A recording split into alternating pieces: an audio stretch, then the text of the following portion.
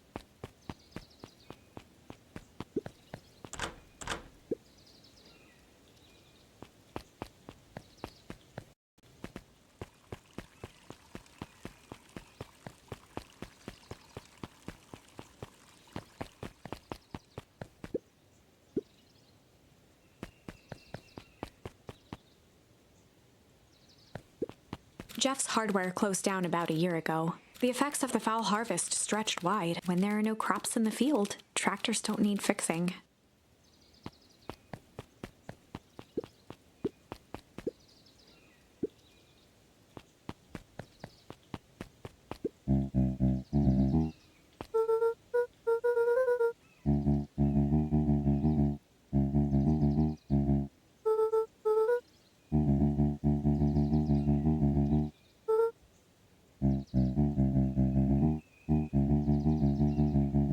A promise Gran regretted the second it was made.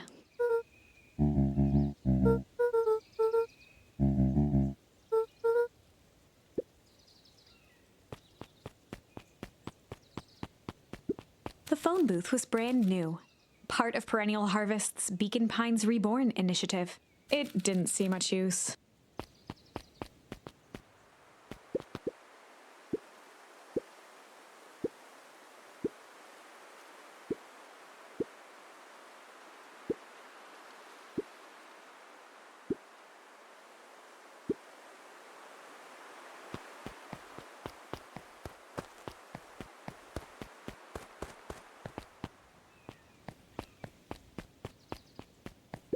The Valentine Mansion loomed over every other building in town, both figuratively and literally.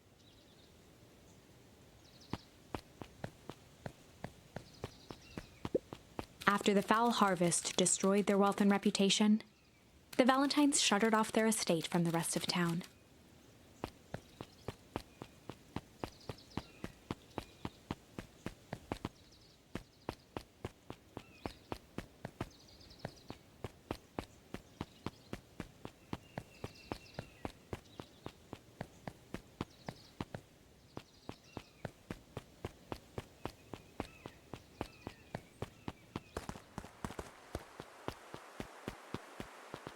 The path led into a small hollow at the edge of Weepwood.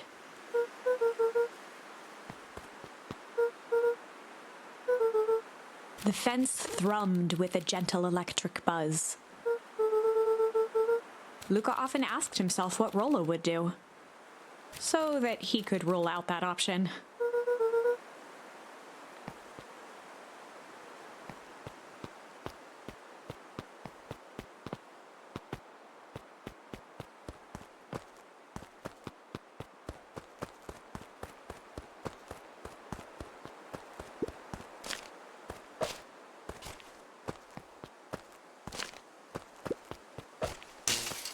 As sparks flew from the fence, the light atop that section shut off. 2 bulbs remained.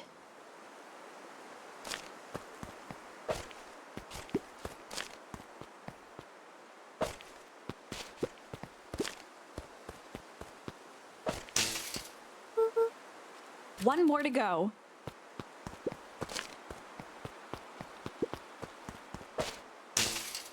The fence's buzzing gave way to silence.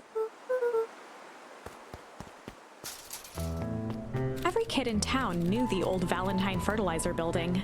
Long abandoned, the warehouse once served as the industrial heart of Beacon Pines. Now, it stood only as a reminder of things left behind. The dormant building showed strange signs of life. There was only one way to find out.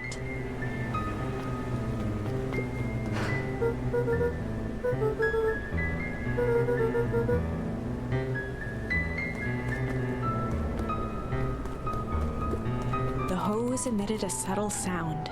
It was actively draining some kind of liquid. The water looked almost diseased. It flowed slowly into the woods.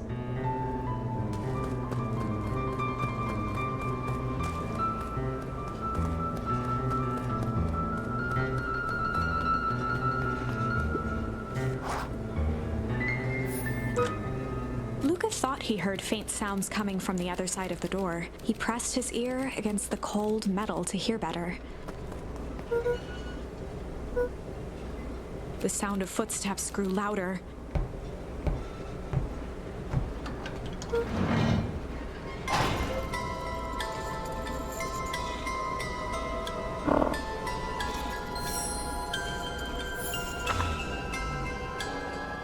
The heavy steel door knocked Luca to the ground. Disoriented, he looked up to see an imposing figure silhouetted in a green glow. It lunged toward him. He tried to scramble away, but felt a gloved hand latch onto his ankle. Luca watched his fingernails leave trails in the dirt as the hand slowly dragged him back through the door, into the lab, into the green light. This is a story about change. It was far from the sort of change Luca imagined for himself. But change is, after all, a dangerous animal. The end? I probably should have warned you about this. There are many paths that our story can take. Most will end in tragedy. But don't let that discourage you. We will find the ending that this story deserves. I just know it. From here on out, a charm will have a check mark when it's been used to its full potential at a given turning point. Now, let's try something different.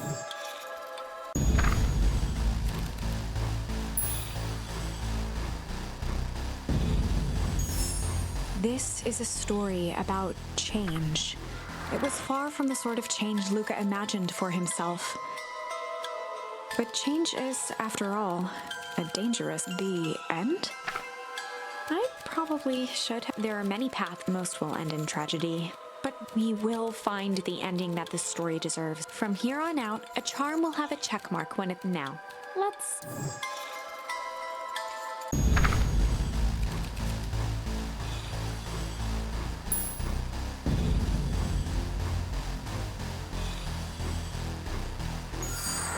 This is a story about change.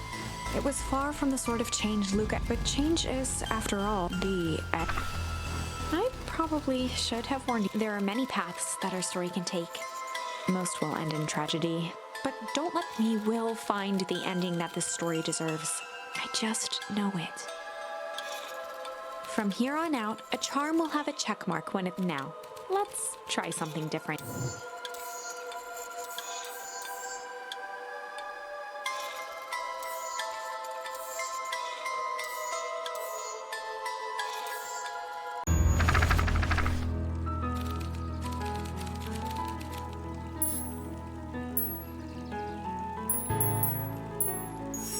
In the past, he found the best way to deal with an enraged Roxy was to be a little shit.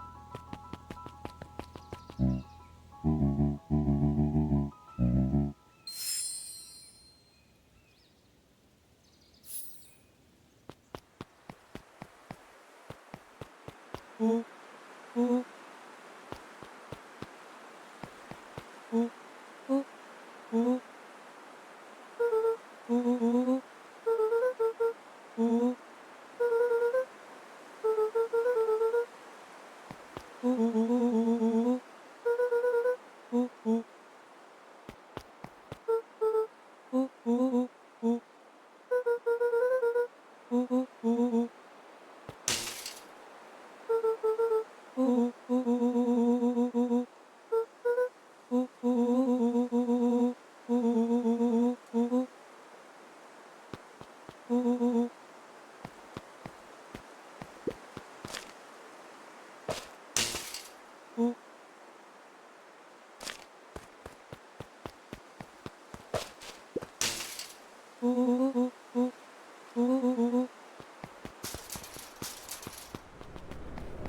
the glowing windows of the old warehouse came into view, Rollo began to bounce excitedly.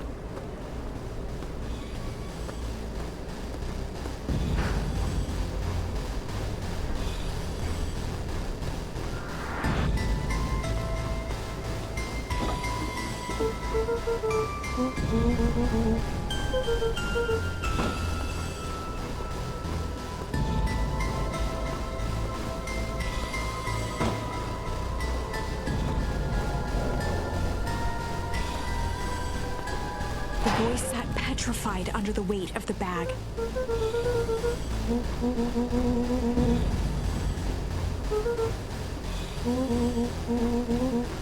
Rollo felt around at the large sack which burdened them.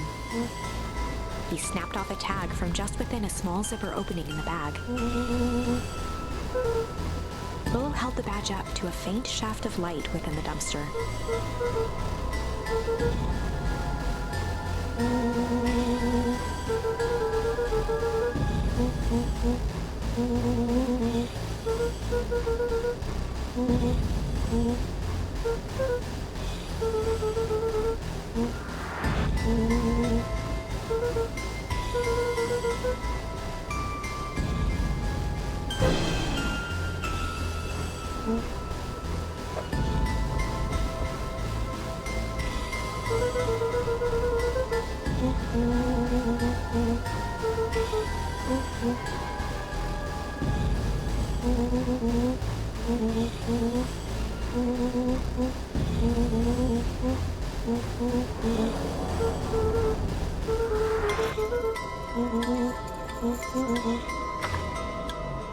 Lucas sat in the dark, tracking the sound of Rollo's footsteps as he ran. 1, 2, 3. He pressed his ear to the dumpster wall, straining to hear Rollo's footsteps as they faded away. 15, 16, 17. He tried not to think about the contents of the dumpster as he counted. 35, 36, 37. The thick stench made it hard to breathe. Screw it, that's long enough. Luca carefully lifted the lid and peered out. Nothing. No sign of Rollo. No sign of the man in the yellow suit. Time to haul ass. Luca clambered from the dumpster, stumbling to his knees. He was up like a shot and running, sprinting toward home as fast as he could. Beacon Pines flew by, blurred by the tears that welled up in his eyes. He wouldn't remember getting home at all that night. Throwing his front door open, storming up the stairs to his room and surrendering to sleep almost as abruptly as he hit his pillow. Chapter 3. Finding a Friend. The next morning, it was quieter than usual at the breakfast table. Only the sound of silverware and chewing interrupted the awkward silence.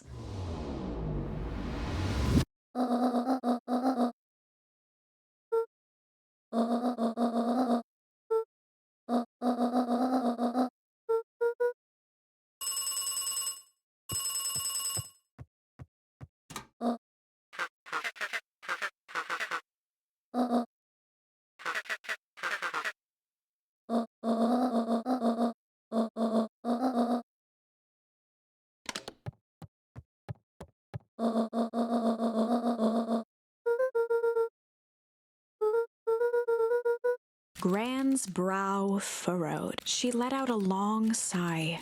Her voice was quiet and even.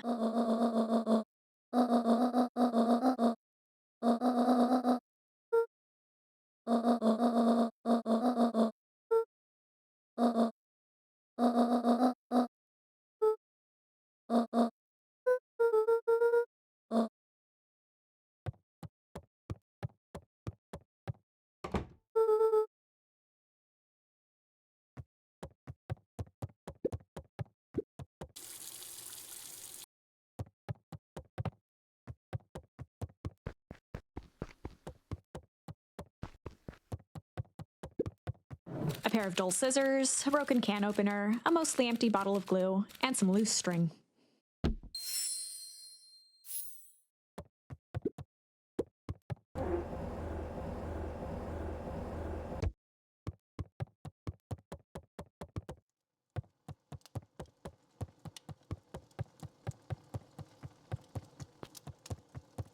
A faint electronic sound floated in the air.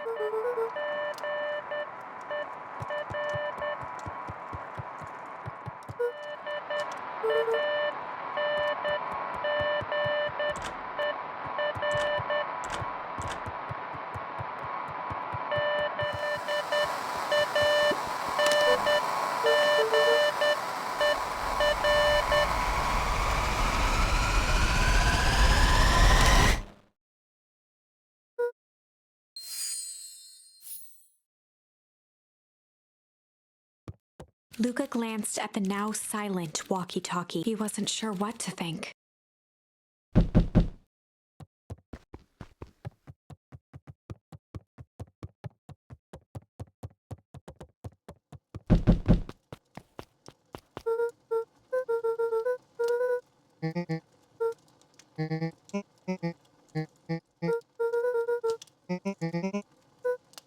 A pit formed in Luca's stomach.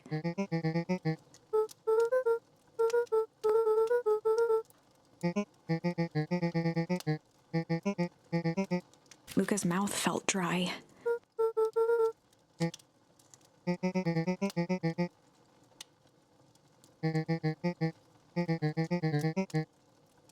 Luca could feel his heart beating in his throat.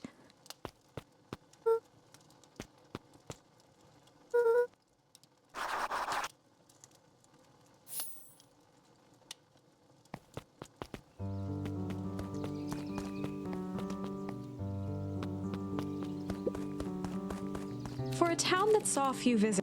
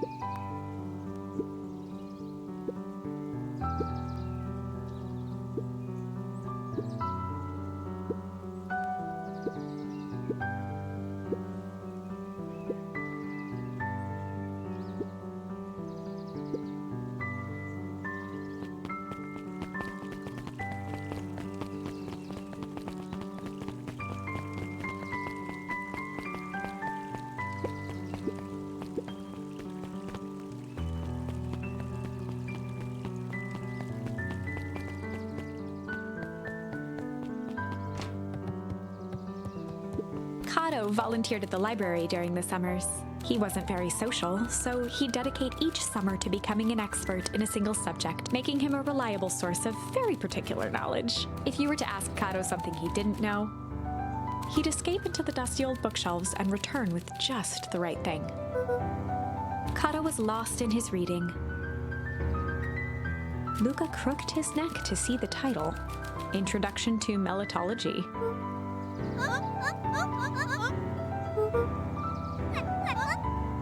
He gestured to the shelves.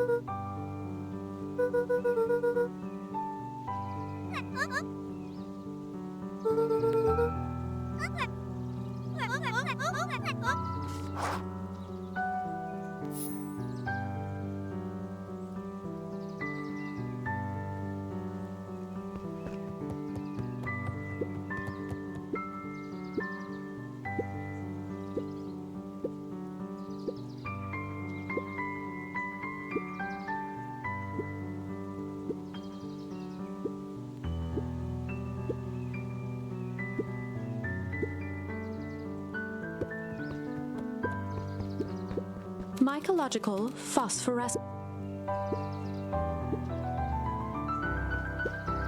The bottom corner shelf was a dusty array of thick science books. Only one binding was clean enough to read: Cellular Biology and the Chemistry of Mitosis.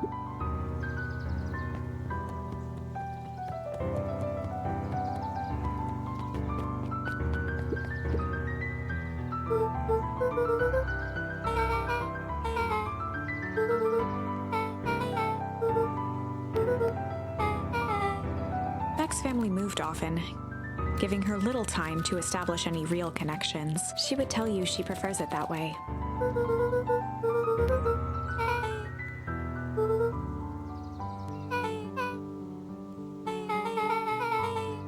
Luca shifted his feet uncomfortably.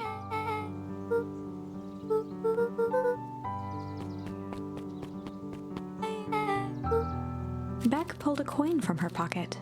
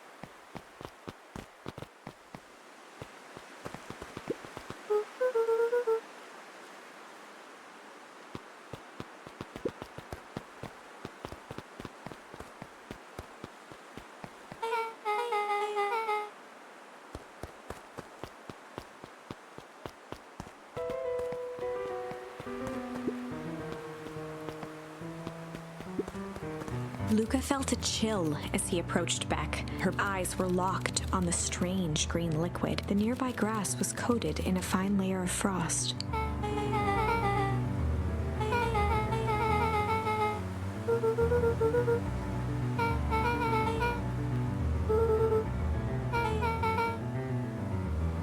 Luca watched as Beck dipped a broken tree branch into the goo. Beck's eyes widened as flowers grew from the dead wood. First small buds, which quickly bloomed into vibrant petals.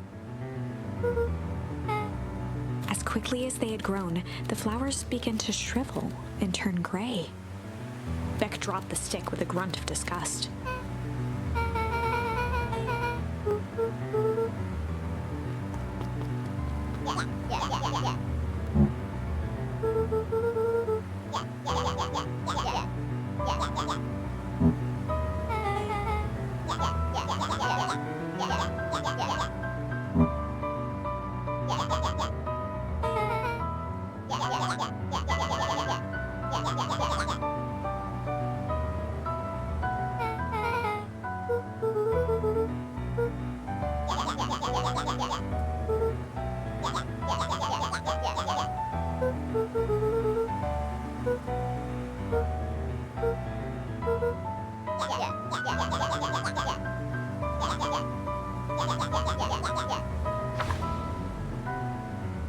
Iggy took a step towards Luca, his sneer lit by the glowing puddle. Beck could see tears welling in Luca's eyes, his fists clenched. Some things about Beacon Pines were very different from the city. But a bully from a hayseed town is really no different from a city bully. Beck took a deep breath and thought.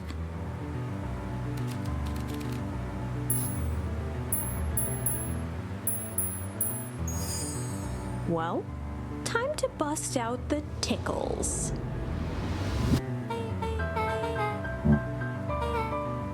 Beck lunged forward and began to tickle under Tish's arm.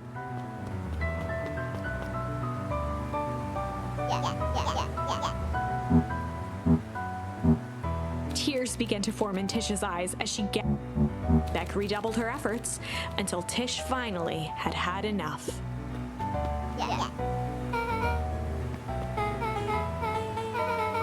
Iggy's eyes darted around, a realization dawning on his face that he was now outnumbered.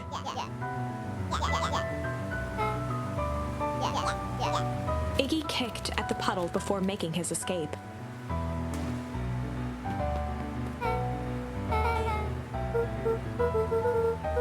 Beck shook the ooze out of her hair as best as she could.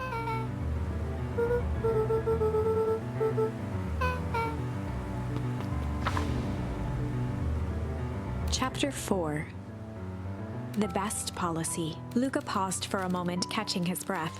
He'd only just met Beck, and somehow he already managed to drag her into this mess. Hopefully he could make it up to her. But finding Rollo was his primary concern.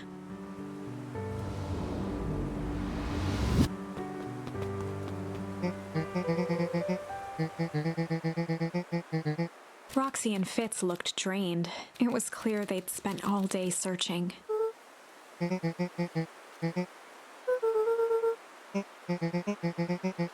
Roxy's temper could often be dismissed as the impatience of an older sibling, but this was the most intense Luca had ever seen her. Her eyes were wild and unfocused, looking straight through Luca.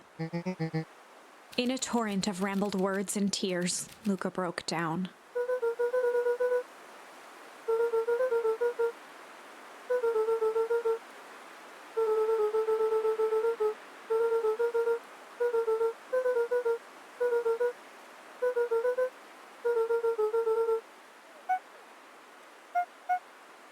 Roxy, still exhausted and angry, softened briefly as her eyes hunted the ground in thought. With a determined sigh, she looked up at Luca.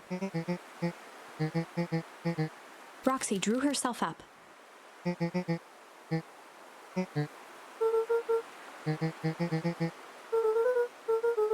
Roxy tried to think of the safest place to send Luca.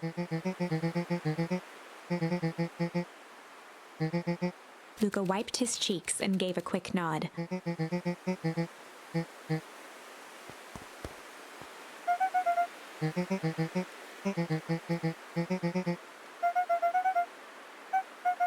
Looking into the puddle, Roxy rubbed her arms to warm up.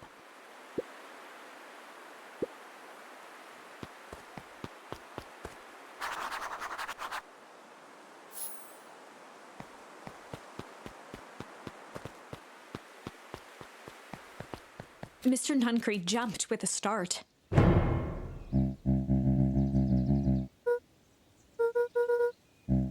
Luca motioned to the phone booth.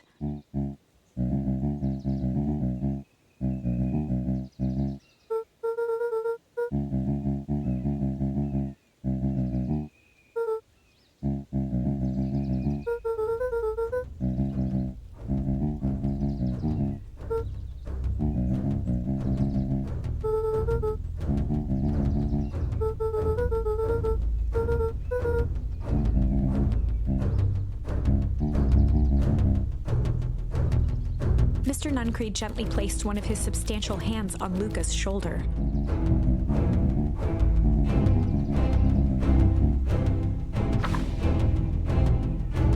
Luca peered up at Mr. Nuncreed. Kind eyes warmed a stern face. There was a deeper emotion hiding beneath it all. It was subtle, but Luca could sense something eating away at him. There was a shame lurking behind those eyes, a deep sadness. If Mr. Nuncreed was that worried about Rollo, maybe he could help. Mr. Nuncreed raised an eyebrow.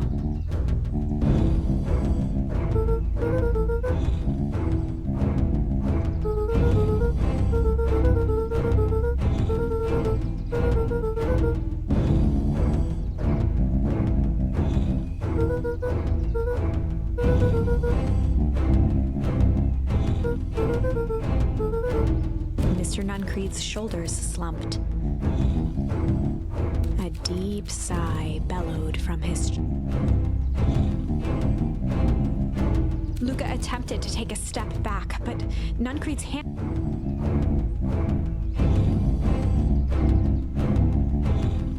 With a firm shove, Nuncreed manhandled Luca into the phone booth. The door latched shut with a mechanical hiss.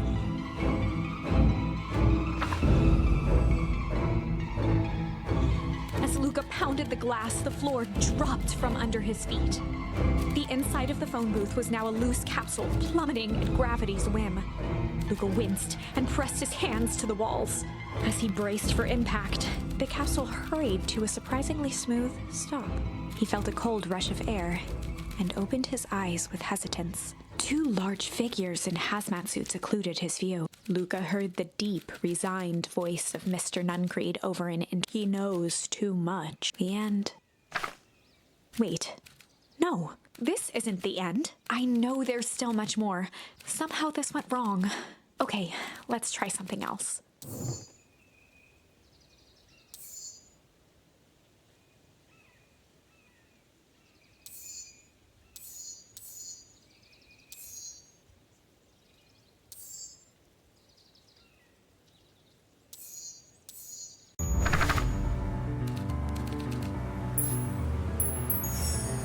Well, time to bust out the tickles.